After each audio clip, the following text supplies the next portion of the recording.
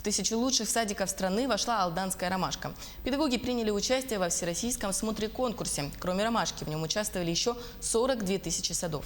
Тему продолжит Татьяна Вахнина.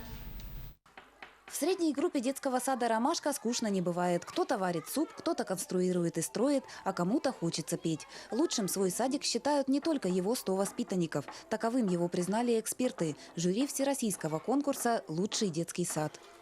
Так, в этом году посчастливилось нам поучаствовать в конкурсе «Образцовый лучший детский сад» в сети интернет. Суть конкурса заключалась в том, чтобы как более подробно и рассказать о работе детского сада. То есть мы предоставили фото и видеоматериалы с описанием нашей образовательной деятельности, которая ведется с детьми, и стали победителями. Всероссийский конкурс на определение лучших стартовал в прошлом учебном году. Рекомендацию принять в нем участие «Ромашка» получила на Республиканском педагогическом форуме. Свой опыт в фотографиях, презентациях и педагогических разработках по воспитанию и развитию дошколят представили 42 тысячи детских садов. Алданская «Ромашка» вошла в 1000 лучших. Ее опыт нашли полезным как жюри конкурса, так и педагоги практики. Да, большая посещаемость была, потому что именно с таким возрастом детей от 1,5 до 4 лет работаем только мы.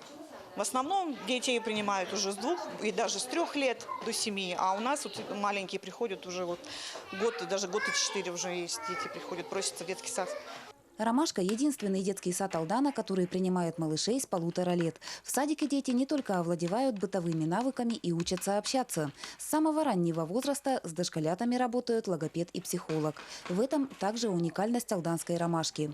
Садик ребята покидают в 4-летнем возрасте. Дошкольное образование они продолжают в старших и подготовительных группах городских детских садов.